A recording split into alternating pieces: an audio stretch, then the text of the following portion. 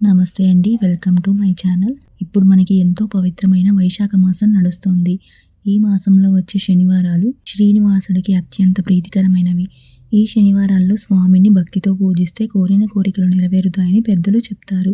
ముఖ్యంగా ఈ రెండవ శనివారం నాడు చేసే రావి ఆకు దీపారాధన మీ ఇంట్లోని దరిద్రాన్ని పోగొట్టి అష్టైశ్వర్యాలను కలిగిస్తుంది. ఆ పూజా విధానం ఏంటో ఈరోజు వీడియోలో వివరంగా చూద్దాం. వైశాఖ మాస విశిష్టత. వైశాఖ మాసంలో వచ్చే శనివారాలు నారాయణునికి అత్యంత ప్రీతికరమైనవి.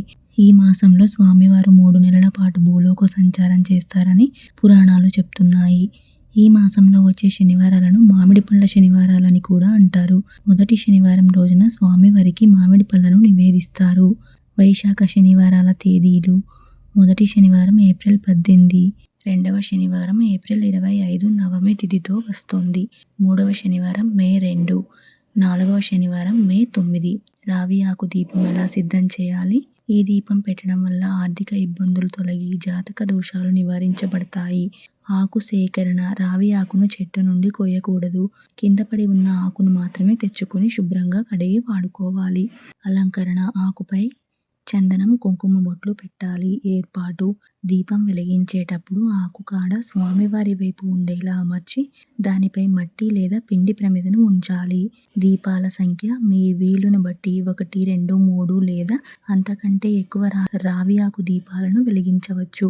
నూనె మరియు ఒత్తులు: ఆవు నెయ్యి లేదా నువ్వుల నూనె వాడడం శ్రేష్టం. పసుపు రంగు వత్తులు ఉపయోగిస్తే స్వామివారికి మరింత ఇష్టం. పూజా విధానం: స్థలం: పూజా మందిరంలోనే వెంకటేశ్వర స్వామి లేదా విష్ణుమూర్తి పటాన్ని తులసి మాలలతో అందంగా అలంకరించాలి. ప్రారంభం: ముందుగా వినాయకుడికి పూజ చేసి ఆపై నారాయణుణ్ణి ఆహ్వానించాలి. విష్ణు సహస్రనామాలు, గోవిందనామాలు లేదా అష్టోత్తరాలు చదువుకోవాలి. సమయం లేనివారు ఓం నమో నారాయణాయ అని 108 సార్లు జపించాలి. నైవేద్యం: చక్కెర పొంగలి, దద్దోజనం, పులిహోర, వడపప్పు, పానకం లేదా మామిడి పళ్ళను సమర్పించవచ్చు. హారతి: ముద్ద కర్పూరం లేదా పచ్చ కర్పూరంతో హారతి ఇవ్వాలి.